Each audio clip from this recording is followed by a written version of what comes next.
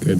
What do you guys have? I mean, how much are you able to do that you wouldn't be able to do, in the middle of the season? Mm-hmm. We can clearly we have more time to prepare, which is great. Then it becomes just an exercise in what's the appropriate amount. Physically, mentally, what can we take on board and incorporate without diminishing it by taking on too much. So you try to find the balance between the two, but it's obviously really positive that we were able to win the game on Tuesday and give ourselves a little bit of time here to recover physically and to prepare mentally. Had you guys lost and had to play Friday, it's kind of random, but would that have impacted anything that Ben would have been able to do, like individually or in a group setting, if you guys had to prepare for Friday as opposed to this? No, I don't think so. Ben's still on an individual program trying to rehab and recover. So, he's still not working with the group, so to speak. He's with the group, watching, observing, taking everything in, but his physical plan is still individual. But still not one-on-one. I was going to ask if you had a chance to sit down with him and watch film and go over what his role might be, that kind of deal. I have not individually. He is in all our film sessions, though. He does see, the positions he'll be in and the roles he'll have with our team there. Hasn't he been able to do any more? The same, just individual work, mostly in a rehabilitative setting. So, no, nothing I would say from the last time we spoke. No conditioning yet, not to that point? Not like sprinting, whether he's doing water work or ultra G, all that stuff, but not basketball conditioning. Kevin said that he's not expecting Ben to come back right now. Are you of the same mindset that if Ben comes back, that's great, but you guys aren't? Yeah, I think that's it. I mean, it's up to Ben. Ben's back. It's not up to me or any of us other than his back and how we can help that resolve. Great, but there's a chance Ben comes back. There's a chance he doesn't come back. So I think for us, we got to focus on the group, support Ben in his journey to get back on the floor. But at the same time, we don't have time to lose focus on the group that's playing. And Ben's a franchise cornerstone. But right now, it's about supporting him physically and mentally to get back on the floor, and coaching the group to put its best foot forward in the first few games of the series, at least. But I mean, internally we're not sitting here saying Ben's returning in this series. We'll see what happens. And because you're game planning for the same team over maybe 7 games, does any part of your game plan include Ben being active versus not, or do you not even have to do that? Well, if we're fortunate enough to have that problem, we'll deal with it when we have it. Steve, to that point, you said a couple weeks ago you wouldn't have any issue with putting him in 10 or 15 minutes, even though he hadn't played all year. Why do you feel so confident that you would be able to play a guy in a playoff game who hadn't played in an NBA game in a year? He's a super talented player. He's I think we'd have to give him a chance if he was healthy enough to play. Steve, does that physicality present an issue? I think that the playoffs are just physical in general. So everyone's physical. At this time of year, you got to be more physical, and so it's important for us to be physical as well. So I think that that is a part of playoff basketball. Can you talk about the challenge that Jason Tatum presents? I mean, Bruce took him a lot in the last game. Kevin was on him. I mean, here he's having. Yeah, I mean, Jason has turned into a star, and you could see it coming, but he's continued to evolve and develop, and he's had a terrific year. So, he's a very difficult cover, and he's grown, and I think that he's going to challenge us in a number of ways.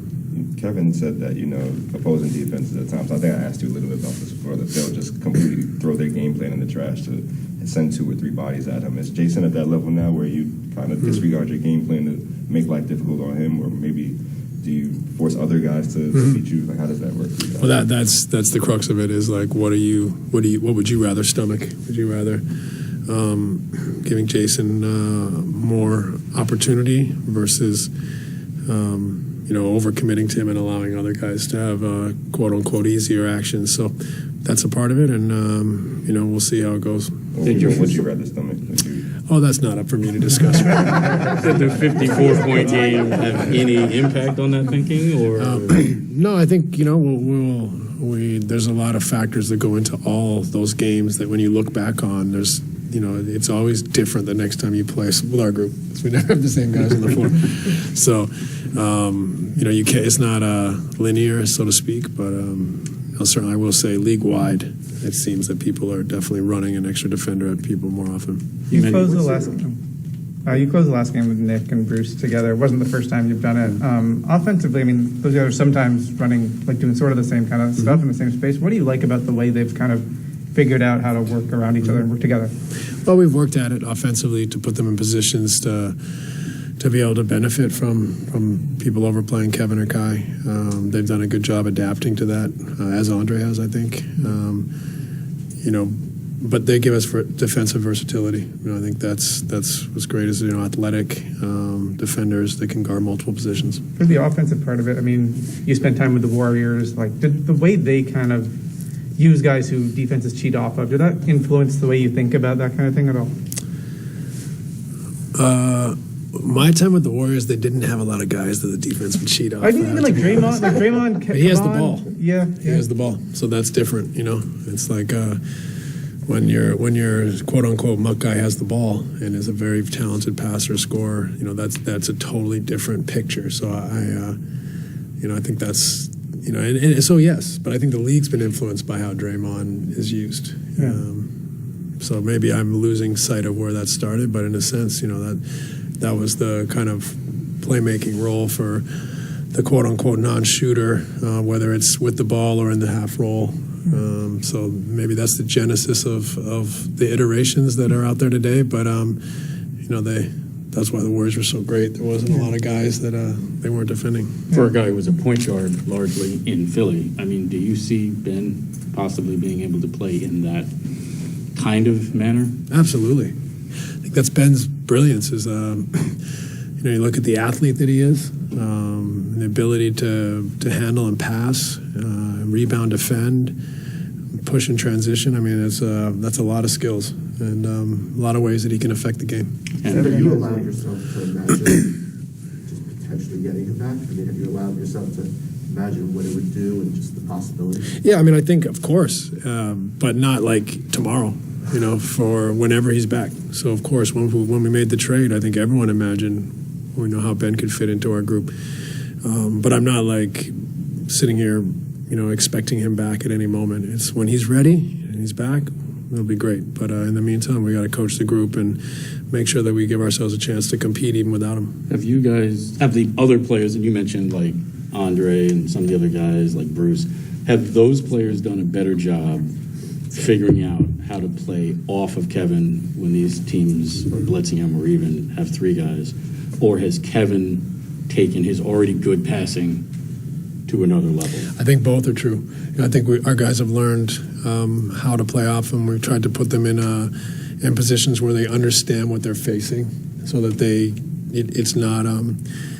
it's clear, they can be decisive, and they can use their skill sets to the best of their advantage and put the defense in the most difficult position. So I think we've done a good job learning to play off those guys. I think Kevin and Kai have done a good job making quick decisions out of double teams as well. And yourself as a point guard, I mean, do you almost sometimes get jealous when you watch Katie pass and you get the luxury of being 6'10" and just standing on top of her body and watching everything and pass? Yeah, I had to find every nook and cranny to get the ball through arms and legs and whatever. That's one of the things. Kevin can look over the defense and deliver passes that most mortals can't. He brings the ball up as a facilitator, some possessions, but not every possession. Mm-hmm. Is that something that's premeditated, flow of the game? Mm-hmm. How does that? Both. So in the flow of the game, we have multiple ball handlers. Sometimes it's premeditated. I think with our group, we don't have like that clear, true point guard. We know Goran is a true point guard, but Kyrie obviously has a point guard skills, can play point guard. But what we really appreciate Kyrie is being an assassin, and so I think sometimes we can limit his ability to attack by having him bring the ball up, set the table, do all that stuff. So, that's why, in a sense, we handle the ball by committee. Did getting James kind of teach you more about how you wanted to use Kyrie in that sense? I think it forced us to learn, but I think we already envisioned. Kyrie's I think the most skilled player to ever play the game. But just to put him at the point guard position for 40 minutes because he's 6'2", is not necessarily the smartest thing. With Marcus Smart, Defensive Player of the Year candidate this year, how do you game plan for someone who just has so many different impacts on the defensive side of the ball? Yeah, so you don't really game plan. You just have to be aware and understand of his skills and try to, know when and where you're playing against him and why and what your approach is and having a plan. There you go. All right, thanks everybody.